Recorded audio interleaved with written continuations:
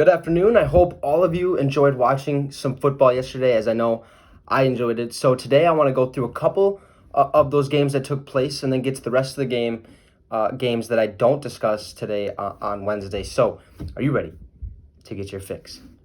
Well, let's get started with the Seattle Seahawks facing off the Atlanta Falcons. This was a pretty fun game to watch, as both teams really brought some energy and intensity to the game. So the Falcons, they looked a little sluggish and were really unable to sustain a good drive. It took them a little bit to move downfield, but they did have some big plays. They just couldn't get to the end zone. One on the Seahawks side of things, they were able to march. Okay, this is what the Seahawks do. They march down the field. Sometimes they get to the end zone, sometimes they don't.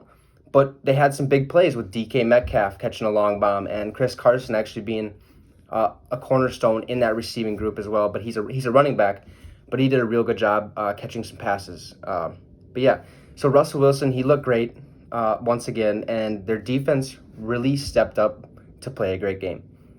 So for my top three players for the Falcons, it would have to be Matt Ryan at 3, just because he threw 450 yards, 2 touchdowns, and he did throw an interception.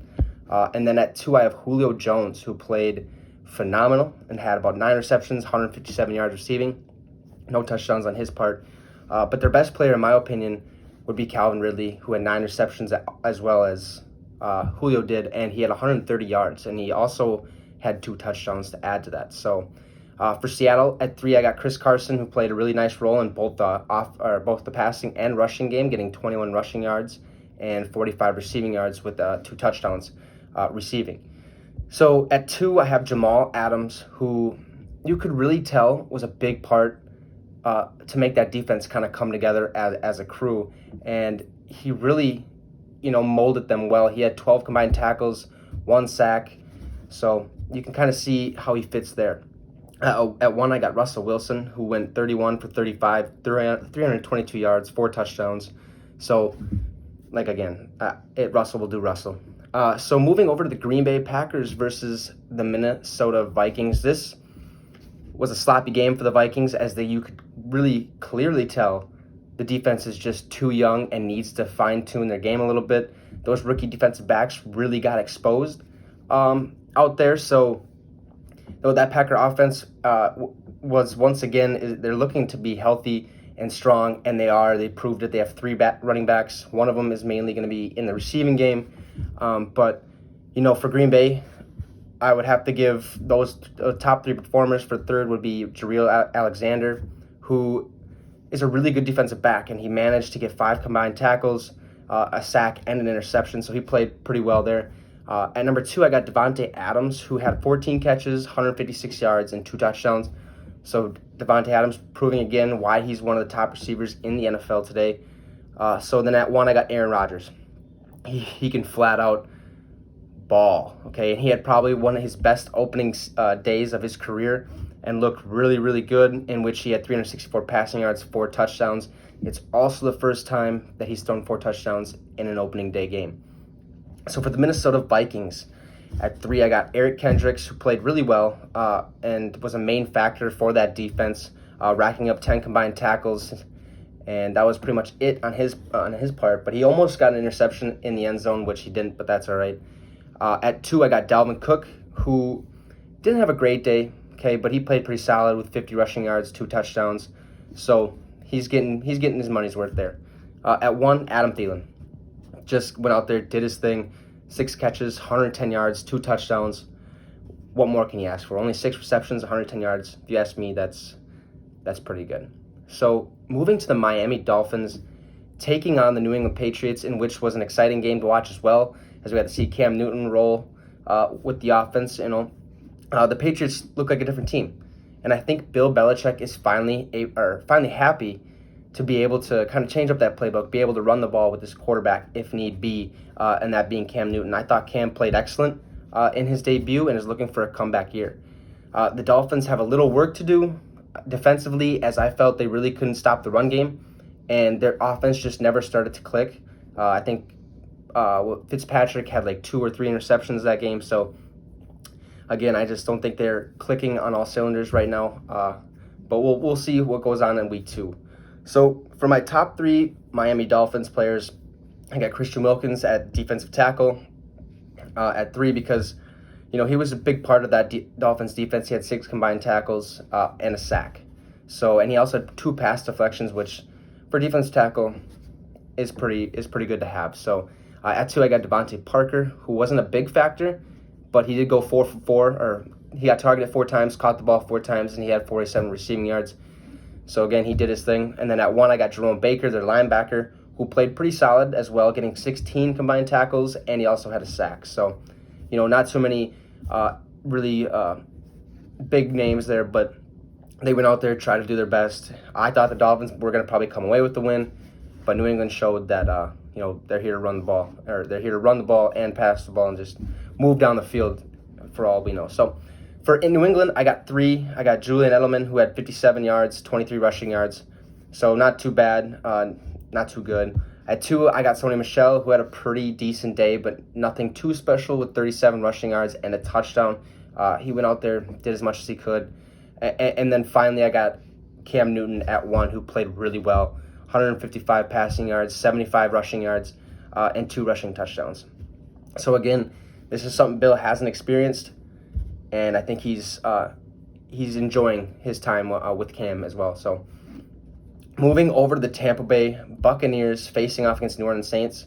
This is a fun game, getting to see the top 2 quarterbacks in the NFL go at it. However, even though Tampa Bay showed that they can compete, they didn't have that good of a connection on the offensive side of things, which in the end really hurt them. And the Saints lost Michael Thomas early, but that didn't seem to slow them down at all, as the Saints offense is probably top 5, top 3 in the league today. So Brady, he looked a little frustrated at times and didn't have the greatest game for week 1. But like I said, it's only week 1. We got 16 more weeks to go. So for the Buccaneers, my top 3 performers are Ronald Jones, who played with some intensity, got the job done. Then we go to Chris Godwin, who only dropped 1 pass, getting 79 yards. And finally, Scotty Miller, who I believe is going to be a very good weapon on this offense for Tom Brady to throw to. Tom uses him like he used Julian Edelman in that New England system. So for the Saints, my top 3 performers are Alvin Kamara, who ended up scoring a touchdown, Janoris Jenkins, who got an interception, and he brought it back for a touchdown, and finally Drew Brees, who didn't have an amazing day but still put up 160 yards and 2 touchdowns. So next, let's go to the Dallas Cowboys facing the Los Angeles Rams. This Rams team is looking pretty solid, and they have some really good wide receivers who are playing really well. A big factor in this game, though, was the Rams' defense, which was pretty good. Okay, the Cowboys, on the other hand, looked a little confused by what the Rams were running on offense, because they changed up their formations quite a bit and ran whatever they felt like they needed to do to get the W. So my top 3 performers for that game for the Cowboys are Amari Cooper, Dak Prescott, and Ezekiel Elliott. And for the Rams, I got Malcolm Brown, who was their running back, Tyler Higbee, and Robert Woods, who put on a clinic. He had 105 receiving yards, and he was just really all over the field and was used well. So next, we got the Cleveland Browns facing the Baltimore Ravens. And let me tell you, this Browns team doesn't look any better than it did last season. Baker Mayfield hasn't changed one bit, and their defense got manhandled by Lamar, okay? And the Ravens, I mean, they played phenomenally well, okay? The Ravens went out there, did their thing. This was a blowout game, and like I said, the Ravens showed up, and they showed us really what they are capable of doing, okay? And if they are able to do that and give the Lamar Jackson enough time in the pocket, even though he really doesn't need it, this is going to be a scary team. This is going to be a tough team to beat, and I have them going 14-2 this year, so we'll see how that plans out. So my top 3 performers for the Browns, Jarvis Landry, Nick Chubb, and Kareem Hunt. So for the Ravens, I got Willie Snead, Marquise Brown, and obviously Lamar Jackson, who really hasn't lost a step at all, looking to make another run at an MVP season. So lastly, let's get to the Arizona Cardinals facing the San Francisco 49ers. Now, this game started off a little slow with more big plays than anything else, kind of starting with Raheem Mostert getting a 76-yard touchdown reception, where I'm pretty sure I just heard today that he ran, he reached 23 miles per hour on, so he's got some speed. He's a good guy. He's a good player. The Niners really need him. He was going to sit out, but he decided not to this year. So Kyler and DeAndre Hopkins, though, they looked real well together, okay? With Hopkins looking like Larry Fitzgerald, being super consistent. I felt like both Larry and DeAndre played a really, really good role in this game. So Kyler Murray's ability to run, though, was a big reason the Cardinals came away with that dub. Okay, that's a big reason that they were really able to do anything. He had over 100 yards rushing. I'm pretty sure over 100 yards passing, or probably over 200 actually. I can't remember off the top of my head, but it was just an overall well-performed game. It was a tough-fought game. Cardinals came away with a W, 24-20. They made a last drive effort or last-ditch effort to score that game-ending touchdown to win the game. So my top 3 performers for the Cardinals: Larry Fitzgerald, obviously, DeAndre Hopkins, obviously, and then Kyler Murray. Those 3 all played phenomenal. And then my top 3 performers for the 49ers were Jerick McKinnon, who looked real well. He hasn't played in a game in, I think, 927 days, I believe I've seen. So he had a good day. I think he scored 1 or 2 touchdowns. And then we got Jimmy Garoppolo. He had an all right day. I think he needs a little bit more time in the pocket, and their offensive line kind of broke apart. And then lastly, Raheem Mostert. He had a really good game. I think he had over 70 or 80 yards rushing, or receiving, I want to say, actually. And, a touchdown. So that's going to end our discussion today. And, we got 2 games tonight, okay? We got the Pittsburgh Steelers taking on the New York Giants. Then we got the Denver Broncos playing the Tennessee Titans. So it's going to be a fun one. It's a doubleheader. The first time we've had a doubleheader on Monday night, I think, in probably the history of the NFL. I'm not really sure on that one, but I'm prepared to watch it. I hope you guys are. So anyways, thanks for stopping by. We'll see you Wednesday. We'll talk about the other games.